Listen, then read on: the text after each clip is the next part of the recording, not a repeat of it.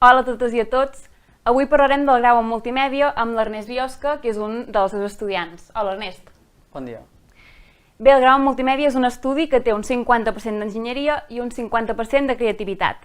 I l'objectiu principal que té és dissenyar i desenvolupar productes multimèdia, aplicacions o videojocs. I avui aprendrem com és aquest grau amb 12 senzilles preguntes a l'Ernest. Així que som-hi! Primera pregunta.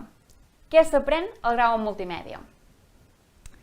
Bé, aquesta pregunta la podríem formular diferent, no? Què és el que no s'aprèn? Perquè multimèdia està enfocat a molts àmbits del nivell tecnològic i cada universitat escull què és el que vol ensenyar de cada àmbit.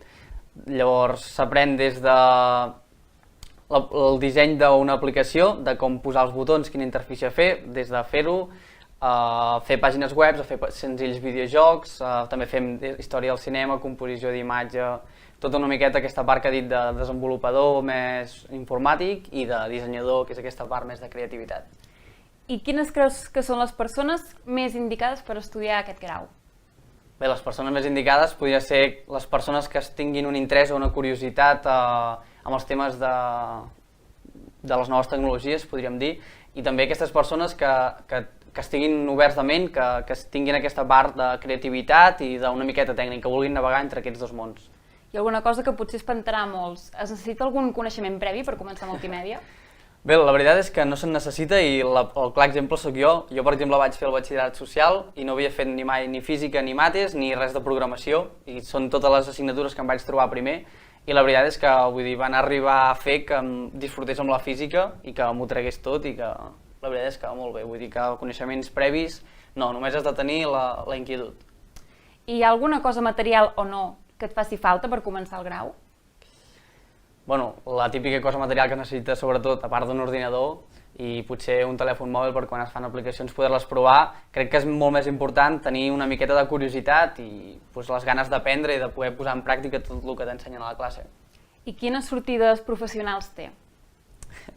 Bueno, les sortides professionals, al ser un grau tan multidisciplinar que toques molts àmbits, potser no els toques tots en concret, llavors potser després d'una bona formació seria complementar una especialització de l'àmbit que a tu t'hagi agradat més, però va des de dissenyadors d'aplicacions a programadors d'aplicacions, tant web, mòbil, a petits videojocs, per moltes plataformes, posicionament web, molts àmbits.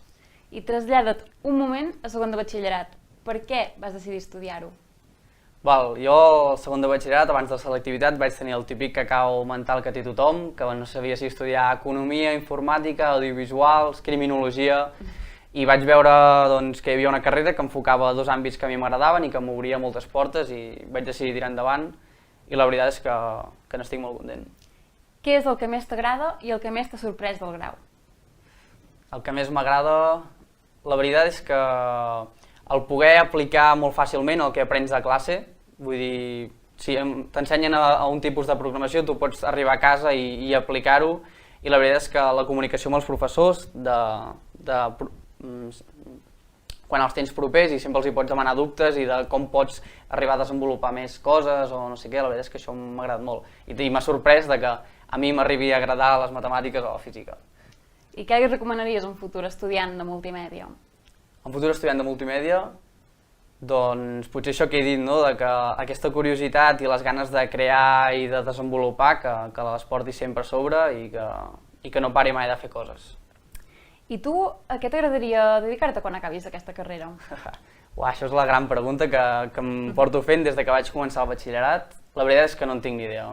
Vull dir, de moment ara estic bastant posat amb el tema de pàgines web, des de la creació, el posicionament i de moment aquestes coses sembla que m'agraden, però totes les portes estan obertes. I també un altre tema en el que pensen els preuniversitaris, què t'està semblant l'experiència universitària? Com està sent? Bé, doncs l'experiència universitària la veritat és que és molt completa, tinc la sort de poder viure en un pis d'estudiants i baixo els caps de setmana, diguem-ne, a casa. I la veritat és que molt bé, molt completa. Estic podent combinar els estudis amb feina, amb tot el que comporta la vida universitària a nivell d'estudiant, des dels dijous a les rentadores a casa, als tàpers, vull dir que la veritat és que és molt completa. I si tornessis a segon de batxillerat i haguessis de començar la uni ara, faries alguna cosa diferent?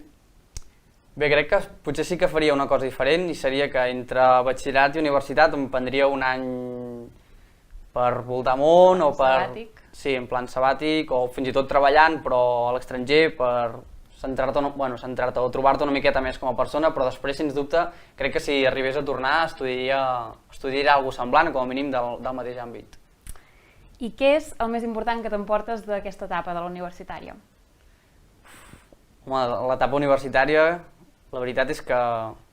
Vull dir, la mostra que m'agrada molt és que he decidit allargar-ho un any més, perquè la veritat és que des de poder estudiar i treballar crec que és una oportunitat molt bona de poder aplicar, després les amistats que t'emportes des de la feina dels dijous als de la classe, i la veritat és que estic molt content, m'ho emporto tot. Doncs això és el grau en multimèdia explicat per un dels seus estudiants, l'Ernest Biosca. Si en voleu saber més podeu anar a la nostra web, aquí baix trobareu l'enllaç i també podreu veure uns quants vídeos sobre el grau on altres estudiants també expliquen la seva experiència. Ens veiem al proper vídeo de graus de les càpsules preuniversitàries. Fins aviat!